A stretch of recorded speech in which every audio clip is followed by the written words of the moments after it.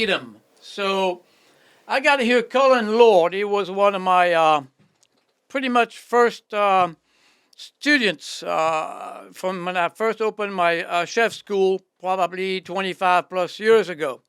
Cullen Lord, how are you?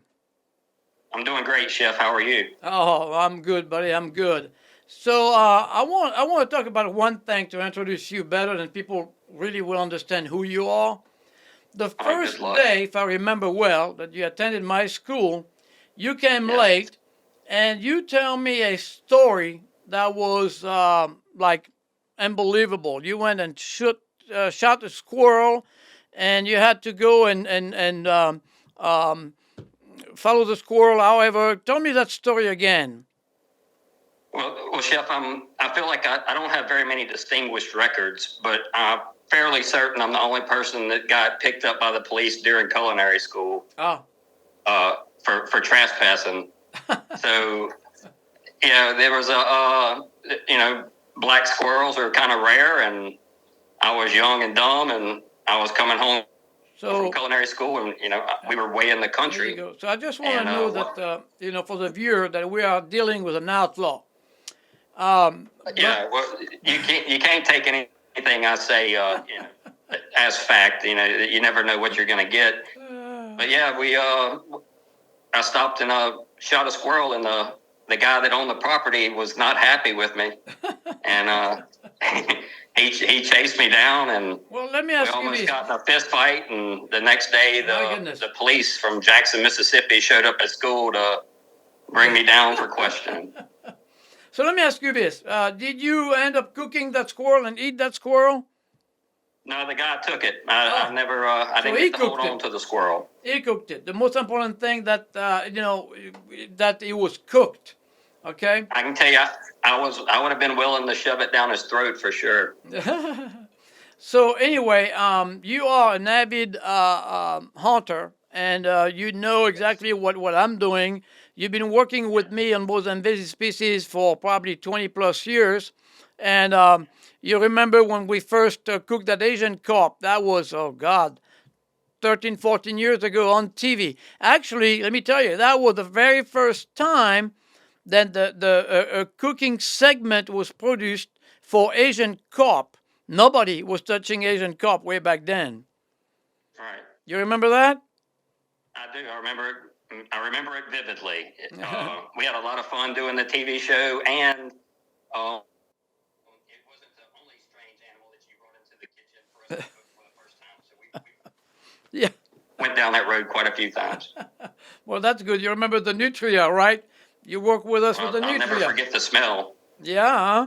Well, actually, at first, the nutria don't smell really good, but at the end, when it was cooked, you got to say the smell was totally different. Yeah. Now look, we turned it into a gourmet dish, and we sold it. So, and not a lot of folks can say that. So today, we have done a lot of work last past 20 years trying to promote my agenda. Um, I don't know if you saw my book yet, but I will have to send you a copy. It's called Can't Beat 'em, Eat 'em. I have 40 recipes on different invasive species in North America. But to me, to preserve the hunting and the fishing in this country, we need to definitely find a solution to those invasive species that are destroying natural wildlife habitat or running over our rivers and displacing native fish. And I know you're a big fan of the outdoor. I want to know what you think about this solution of ours. Well, it's the only common sense solution, which might be why it hasn't gained any traction, or not a lot. Look, there's several species of animals out there that were brought in that are not native to where they are now. Mhm. And the carp is probably the fastest spreading as far as reproduction and Correct. damage wise between those and the pigs. Mhm. Uh, it costs the people that try to make a living out of the rivers. It costs them dearly with damage to equipment, and it's there's not a lot of good that can come out of it, and it's a bountiful, plentiful resource, and we need to figure out how to take it, turn it into food for people. And to me, it's not very complicated. It's just the finances are Well, like everything else, what makes it it complicated. is definitely a hurdle to be able to do that. But let me tell you, Colin, this timing we're living in. You got 8 billion people now on our planet. The food pricing is going out of style. $100 bill is nothing going to the grocery store, as you probably know. Many people can't really afford to buy what they need or what they want, mainly. So, educating people that in their backyard, nearby woods or river or pond, they can have an invasive species and you can cook it and feed the family is definitely a way to start this campaign. The second step would be to open a research center, which I intend to, where you can evaluate all kinds of different invasive species, not only for nutritional value, create recipe or process food, but also with the thousands of invasive plants that we have. Perhaps there is some chemistry here that could be good for humanity. So that's my next goal, is to open a research center dash commercial kitchen where we could literally cook or analyze those invasive species. What do you think about that idea? Well, I mean, it's got to start somewhere. In a test kitchen and a production facility, it makes natural sense. I mean, we're pretty good at cooking food, and we've always taken whole animals or quadrants of animals and broken them down and cooked them from scratch. And that's what it's going to take. It's going to take somebody pulling the fish out of the river or bringing them to a plant and turning that into food. And that's, I mean, you've been working on it, and now we're just trying to get that information out to the people. Yeah.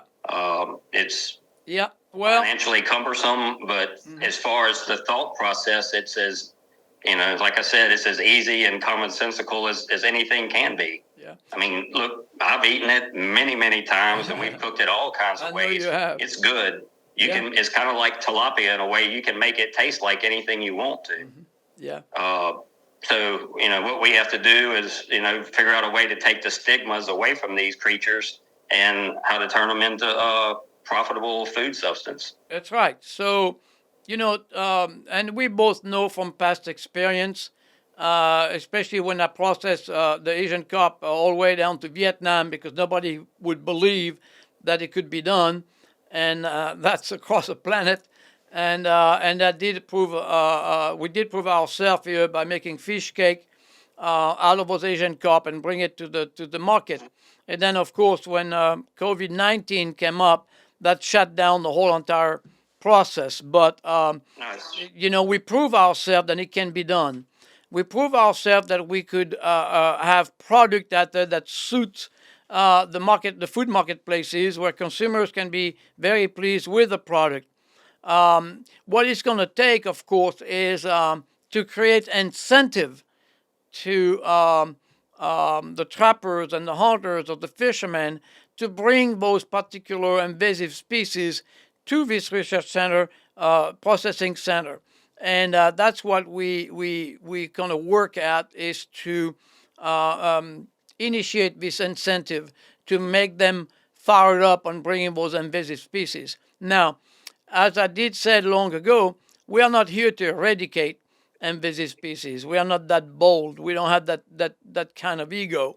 But what we can do is to take them out of the wild, reduce the population, reduce their threat to the ecosystem, so they can live in harmony with native species. That includes the wild boar, the nutria, the Asian carp, and many others. If we can start to create a business out there that could take them out of the wild, then we're going to win this war. Because let's face reality. All of those policymakers out there that want to use eradication as a magic trick or the silver bullet, then good luck. That's not going to happen. It will never happen. It's impossible. So what's your thought on that?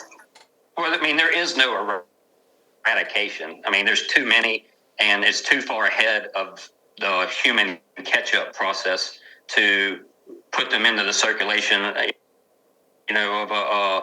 normal mainstream grocery store kind of food. So, I mean, you said it best. It's about maintaining the population where it is, so it doesn't continue to grow and continue to create more havoc and more economic downfall for the people that make their living farming with the pigs, or the marshes with the nutria, and definitely the river systems with the carp. It has to be more than a grassroots effort by you. I feel like somehow the federal government's going to have to get involved and help out. I'm not an expert on that, but they seem to be willing to spend money on almost everything else. So, well, it's going to take some help from somewhere, but the first step is awareness, and that's what we're doing today. Yeah, absolutely. We're planting seed for the future. And by doing so, perhaps we will have a research center built one day. We will have a processing of a center to process those invasive species into food. And all this is necessary, definitely. So, as I said all along, I truly believe with the waste of taxpayers' money that is being put into play to try to eradicate those invasive species, and nothing, absolutely zero success has been done. Let's try to change this mentality from those policymakers and say, look, what about if we make food out of it and feed the public school system with natural protein, feed the soup kitchen. Today we're facing hunger, not only in the world but in America. I read not long ago that it was 1 out of 8 kids don't know where its next meal is going to come from here in America. That's So sad. it is sad, and it is a big waste. Every time you read an article about, and let's talk about the wild boar for a minute, they all promote the disease they carry, the bacteria. That is, to be careful not to eat them. Some stuff will tell you not to eat them, but we've been eating wild boar since the beginning of time. And I did some research, and I need to re-implement that because I did say that in my few past podcasts. We did some research, and eating wild game, no one ever died of eating wild game. Eating conventional processed food is around 3,000 deaths related to eating conventional processed food every year. Is that unbelievable? I would like to see the comparison of how many people have cancer from eating wild boar compared to processed food. Well, let me tell you, Cullen, you always were very healthy, and I'm sure you don't see the doctor very often, but you eat wild game. You hunt heavily, and I know that wild game has been on your diet for many, many, many years since you were a kid. Am I right? 100%. So, how many times did you see the doctor for problems? I never go to the doctor, Chef, and the truth is, look, what I believe, I believe what you taught me, and it's been true to this day. Everybody in my house can have strep throat or the flu. I haven't had anything. I don't ever get sick. I make sure I put a lot of honey in my body, and I eat wild game, and I eat whole foods, and my wife can have strep throat. I can go give her a kiss on the cheek, and I don't have to worry. I don't get sick. Well, let me tell you. I just think it has everything to do with what you eat and your immune system. I know, but listen. I eat wild game. My wife doesn't let me kiss her on the cheek very often, but let me tell you, I eat wild game as frequently as I can. Eat the Asian cup when I can get them, and I feed my kids with it. But I will tell you, I'm the same way. I never go to the doctor. Look, COVID, all right? My acting wife, I said, got COVID when we were in Europe, and we were staying in the same room, on the hotel room, all right? Never got COVID. Look, right. I never get sick. I really never. I did when I turned 50. I went to the doctor to do a checkup. The general checkup. Right. When you turn 50, they tell you to go. And the guy, Dr. Shasta actually came up. He said after he's done, he said, "Look, man, I'm glad that everybody are not like you. We'd be out of business." And I'm dead serious. And people out there, they need to take note of that.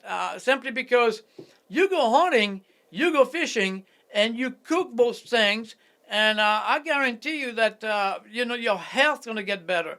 There is no doubt about this. No doubt. No, look, you are what you eat, Yeah. and with a little exercise and going outside and just spending time outside, I mean, those three things is what it really takes, in my opinion, to be healthy. Yeah. Now, there may be some things that come up, but your immune system will be ready, to help you get over it. Oh, And absolutely. I'm a believer. It's the reason I do what I do. I can't control what my wife does, but our children do it as well. So it's just the way we live, and Yeah. we don't make it to the hospital very often. No, but let me tell you, 2 years ago, and I was down Venice, Louisiana. They call that the end of the road, as you know, and they had a Nutria rodeo there, and I went and do a huge gumbo with using Nutria meat. And I was serving it to the folks out there and all. And I mean, look, 40 gallon of gumbo was gone within probably 2.5 hours. But the point I want to make is I met some trappers down there that live off land, literally. They go to the grocery store just to buy flour, sugar, the necessary Staples. goods to cook with. Those guys, they eat, they fish, they hunt, they trap, and every day of the week, that's what it's on the menu, is what Mother Nature have to offer. Well, let me tell you something. And you meet those guys, you talk about healthy. Oh my God. Some of them were over 80 years of age and still going in trap. Never went to see a doctor. Rarely.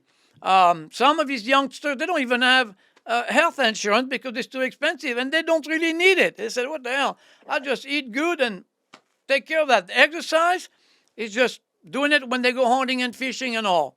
But I'm telling you, man, when you witness those guys, those people, then you got to say, wow, eating, natural protein out of the wild is the way to go. There is no doubt. So my fight, then I'm fighting here, fighting the fight, is to convince this FDA inspector and policy makers to ease the rules on processing those particular invasive plants and animals to have product at the end of the day that can be delivered to consumers. You see, the easy way. And that, my friend, is a ticket to get those invasive species, out of the wild, is get everybody being part of it. Yeah, well, it's, capitalism, right? The big issue is trying to find enough pennies in between each level of production for everybody to make a little bit of money and be happy. Well, and that's, that's kind of the trick. And that's what I think federal funding is really going to be the ticket to make this happen. Well, to jumpstart it. Yeah, I understand that, but I'm trying to get away from taxpayers' money, really. So we got some other incentive out there with big companies that have money at the end of the day and for write off, and they give millions, to a good constructive project that help humanity.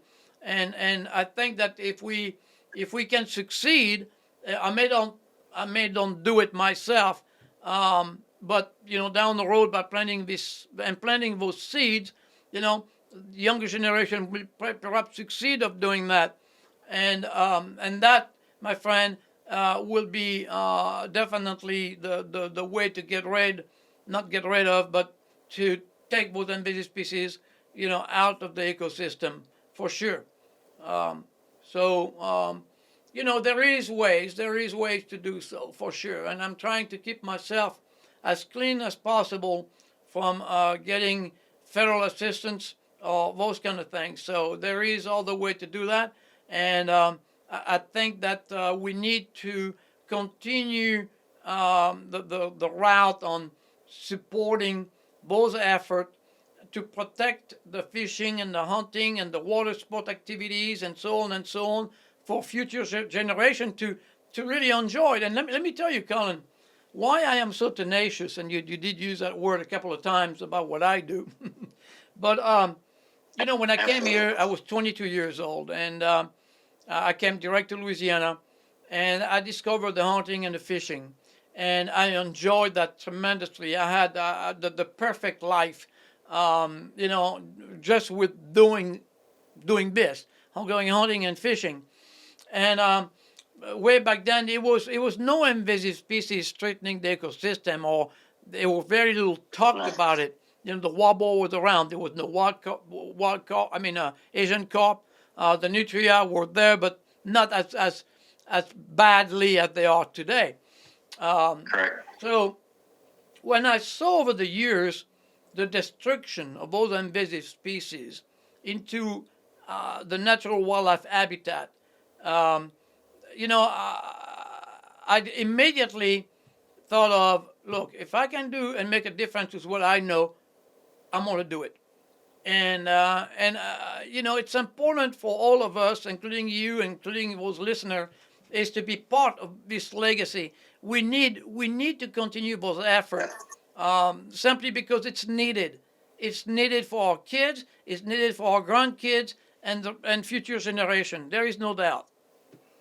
So Look, I agree. And look, maybe our part in all of this is just to scream off the top of the mountain as loud as we can until somebody hears us and helps do something about it. yeah, But I spend a lot of time in the woods. I was just in the Mississippi Delta bow hunting a few weeks ago, and we were walking around scouting, and just there are a lot of pigs, and the oh yeah, destruction that a sounder of pigs. It's just that's the most visible evidence, right? Nobody's putting on scuba gear to go see what's happening with the carp underwater. Yeah. But when you're walking, anywhere in the woods, especially in South Louisiana and that area, you're going to find pig sign. And the amount of destruction that they can do to the native ground is horrific. It's mind blowing sometimes. So yeah.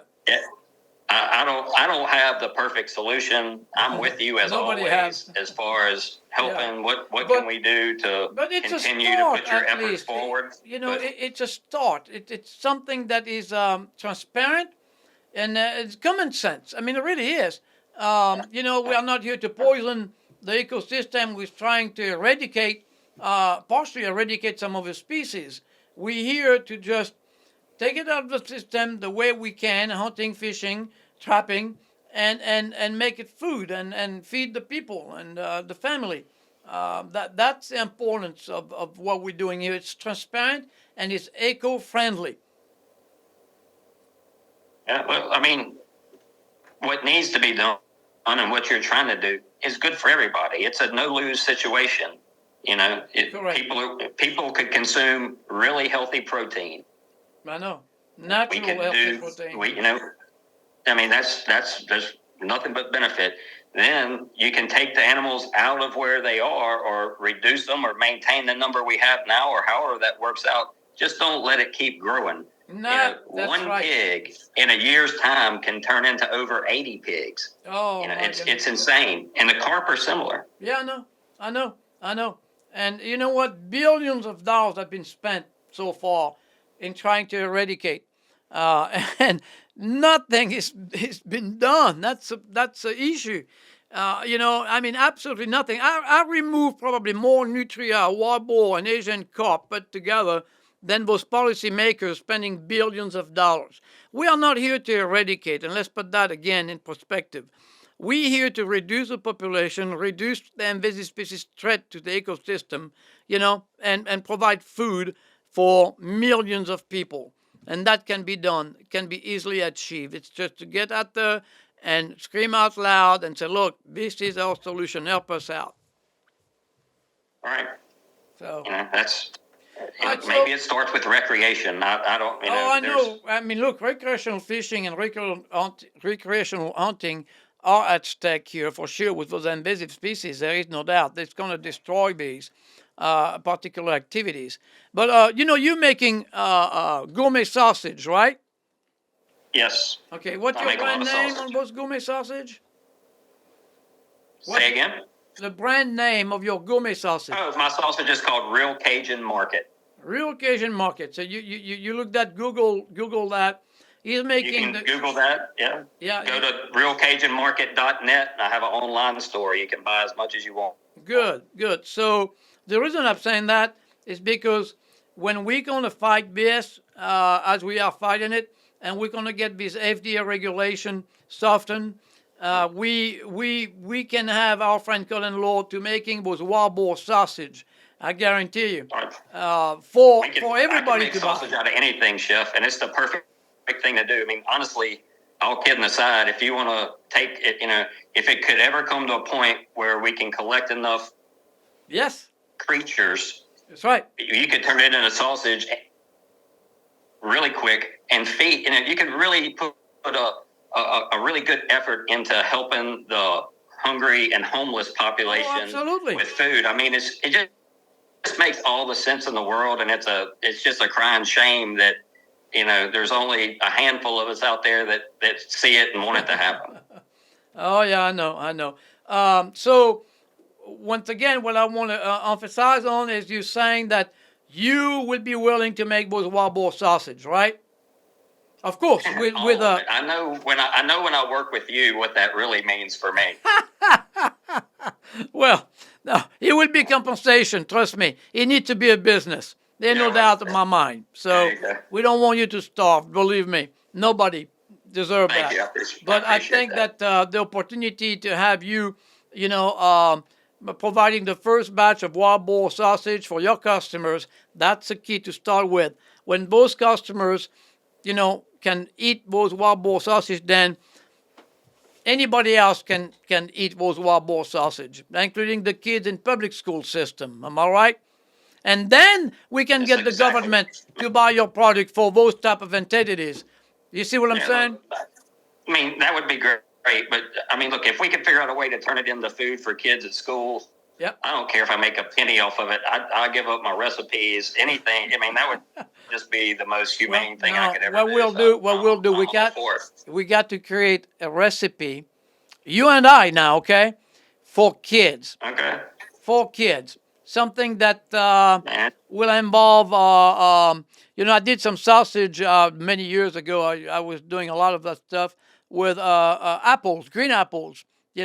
Cooked up and put up into the mixture of sausage, and it was kind of sweet, semi-sweet, but fruity, and the kids loved it. I mean, it was something that, my God, it was unbelievable. But we'll come up with something, to get this thing going. We use a pineapple syrup instead of using white refined sugar to flavor to put sweet in some of the flavors of sausage, because you can't actually taste the pineapple, but you get the sweet. Yeah. And there's all kinds of tricks. I definitely have learned to know quite a bit about sausage. Yeah. Oh, I know. I'll tell you what I'm gonna. I get to go cook for Blake Shelton in 3 weeks, and he's got a big farm in Oklahoma. Yeah. And I'm gonna bring this up to him. He's got plenty of pigs, and maybe we could work out something with that fella, because he's got like 5 million or so followers. Oh, so wow. he's got a pretty big voice. Okay. Well, we'd be glad to get him on the show and talking about his problem with the pigs, right? And he would be. what is our something idea? He'd be interested in. Yeah. That to let him know about this. Okay. No, don't you worry. All right, Colin. We'll get you back, a couple of months again. Follow up with the process, and what I would like to say, if we ever achieve on building something like that, we will have a progress report on YouTube channel, and make sure that everybody will know what we're doing and how many people we served, and we got to get track record of all that, and hopefully that will lead to something really good and positive for all of us. So. Well, I'm only a phone call away. You know that. Okay. I have one request, though. Yes, sir. When Mike comes on, I need you to make sure that he knows that there's no way he can be as good of a guest as I was, and that I'm way prettier than he is. You talking about Mike Johnson? and then I told him everything he knows. I will. I will let him know. I will let him know. He's coming up next week, so I will let All him right, know. well, that'll be good. He'll break down the molecular biology of all this stuff, so it'll be real entertaining. He surely will. Surely will. Well, I appreciate that. Can't beat them, eat them with Chef Colin Lord. And again, if you like it, then subscribe. All right. We're here to help you out, guys, and we need you. All right. Colin, man, it's good to see you. And a couple of months, we'll get back and talk about the progress we made. Okay. All right. Hey, take care. Be careful. You I too, love my you. friend. Can't wait to see you. Bye, my friend. Thank you. Bye, brother.